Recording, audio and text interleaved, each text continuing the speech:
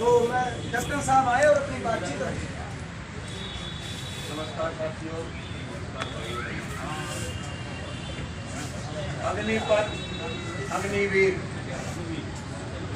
इसका जो निचोड़ है, इसकी जो असलियत है, वो एक नेता है बीजेपी का, कैलाश विजयवर्गीय।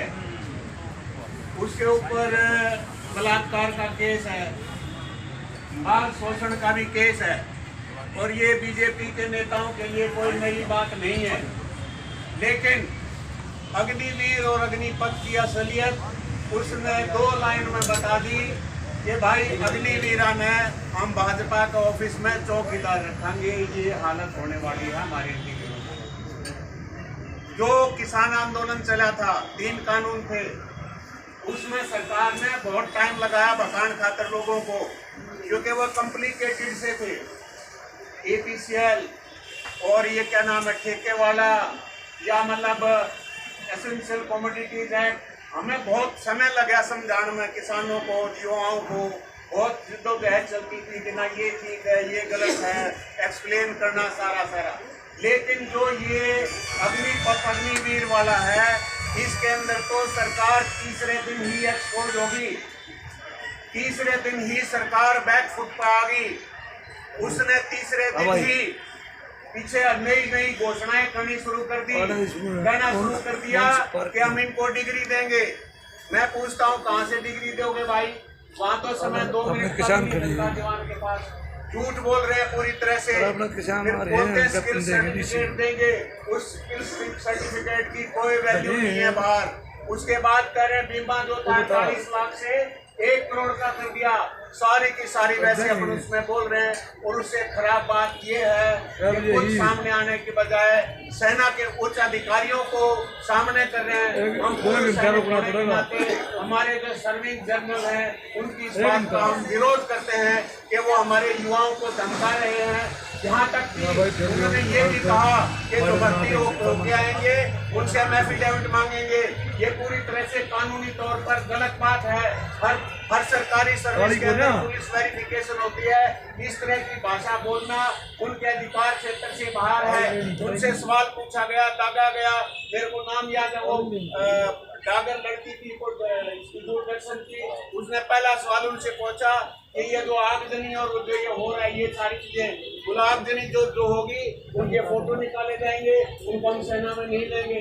फिर सवाल पूछा गया कि क्या यह स्कीम वापस होगी, नहीं होगी? तो उन्होंने जवाब दिया नहीं होगी। आप कौन होते हो? देश का संसद जो है, पार्लियामेंट, लोग डिसाइड करेंगे। देश की सरकार इस बात का फैसला करेगी कि ये कानून वापस होंगे नहीं होंगे। मैं अब आप लोगों को अग्निवीर की एक और बात बता देना चाहता हूँ, असलियत, क्योंकि मैं स्वयं एक अग्निवीर रहा हूँ। मैं आप लोगों को ये जो बात बताने चाह रहा हूँ, मैं स्वयं एक अग्निवीर रहा हूँ। मैंने 10 साल सेना के अंदर एक ऑफिसर की हैसियत से नौकरी करी है। 10 साल के बाद क्लास 1 ऑफिसर होते हुए एकदम से सड़क पे आ गया। वाइफ और 2 बच्चे भाई बिल्कुल सड़क पे आ गए। सच्चाई ये है कि मेरे को सिक्योरिटी अफसर के अलावा कोई नौकरी बाहर नहीं मिली। और इनको जो अग्निवीर हैं, झूठ बोल रहे हैं, इनको पैरामिलिट्री फोर्सेज में ले लिया जाएगा, क्योंकि वहाँ पे पहले से ही भर्तियाँ बंद हैं। उसको ये कारपोरेट वाले बोल रहे हैं कि हम लेंगे, क्योंकि कारपोरेट वाला, या मैं कोई इंडस्ट्री लगाता हूँ तो मैं 4 साल के बच्चे को, अनट्रेंड को क्यों लूँगा? मैं तो एक जो मैरिड होगा, 17, 18, 20 साल की, जिसकी सर्विस होगी, मैच्योर आदमी होगा, उसको लूँगा।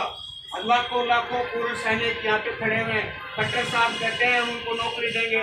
पूरे हिंदुस्तान के अंदर हरियाणा जो है, जो बेरोजगारी में नंबर 1 है, और वो कहता हम इनको आते ही नौकरियां देंगे। ये पूरी तरह से झूठ बोल रहे हैं, छलावा है, बहुत बड़ा धोखा है, विनाशकारी है ये योजना।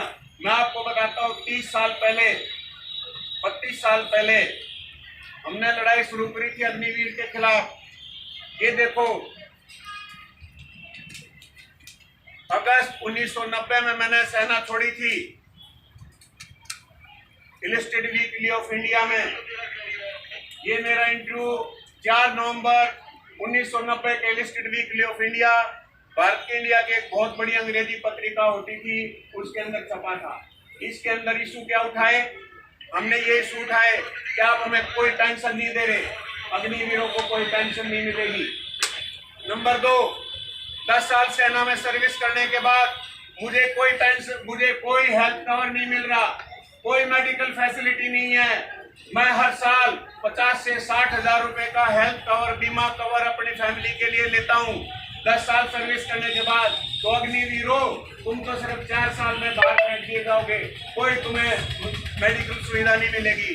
तीसरी बात, तुम्हें कोई एक्स सर्विसमैन का दर्जा नहीं मिलेगा, एटलीस्ट हमें एक्स सर्विसमैन का दर्जा है।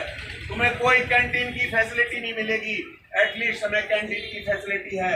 तुम्हें कोई भी वेलफेयर जो स्कीम है, जो फौजियों की रिसेटलमेंट के लिए, उनके बच्चों के लिए, किसी के भी तुम अधिकारी नहीं होगे, क्योंकि प्रॉपर नोटिफिकेशन होने चाहिए। डीजीआर या सैनिक बोर्ड के अंदर आपका नाम एनरोल करवाने के लिए कंडीशन होती है, आप एक्स सर्विसमैन, इनका दर्जा ही नहीं है तो आपको वो भी नहीं मिलेगा। उसके अलावा हमें कुछ जो सोशल वेलफेयर की स्कीम है उसका हमें फायदा होता है, वो भी आप लोगों को नहीं मिलेगा। तो ये पूरी तरह से धोखा है हमारे युवाओं के साथ। अब बात करते हैं सेना की। मैं ज्यादा समय नहीं लूंगा। सेना के लिए भी ये बहुत घातक है। आज के अंग्रेजी अखबार में आया हुआ है और एक्सपोज हो गई है सरकार पूरी तरह से। उन्होंने ये फैसला शुरू में किस लिए लिया था कि सेना को जवान बनाना है, हमें नई नई तकनीकी आ रही है, उसका हैंडल करने के लिए युवा चाहिए, पढ़े लिखे वो चाहिए। दूसरे दिन ही आ गया, साफ हो गए ना भाई। असली बात यह है, पेंशन नहीं देना चाहते, परमानेंट नौकरी छीनना चाहते हैं, ये असली कारण है। आज के अंग्रेजी के अखबार में आया हुआ है, मेरे पास है, उसके अंदर ये है ECHS, ex serviceman contributory health scheme के अंदर जो होता है उसका बोझ नहीं उठा पा रही है सरकार। उनके अंदर पैसे, उनके अंदर दवाइयाँ नहीं है। 2030 तक, 2032 तक जो अग्निवीर हैं उनकी वजह से सेना के, उनके अंदर रेगुलर की जो है आती वो हो जाएगी। आपके साथ धोखा करा जा रहा है, हमारे युवाओं के साथ धोखा करा जा रहा है। सिर्फ जो आर्थिक बदहाली है, देश की जो अर्थव्यवस्था को ध्वस्त किया है सरकार ने, उसको छुपाने के लिए लेके आए हैं। जो उसके अलावा ये जो IT सेल वाले या भाजपाई नेता जो मतलब पीछा करते हैं, गंदी गंदी गालियां देते हैं, यहाँ तक कि बोलते हैं, जैसे हमारे साथ आर्गुमेंट हुआ, कहने लगे कि BP सेल के परिवार के बच्चों को अगर 4 साल रोटी मिल जाए तो आपको क्या ऑब्जेक्शन है? मैंने कहा हाँ, यही ऑब्जेक्शन है, यही ऑब्जेक्शन है। एक सूरवीर को, एक प्रॉपर फौजी को आप लोग टूका नौकरी पर रखोगे, यही हमारा ऑब्जेक्शन है। इस पक्की नौकरी को, पेंशन वाली को आप लोग टेम्परेरी नौकरी कर रहे हो, ये हमारा सबसे बड़ा ऑब्जेक्शन है। उसके अलावा सेना के अंदर ये कह रहे हैं कि भाई युवा वो करेंगे, 24% उसके अंदर रहेंगे।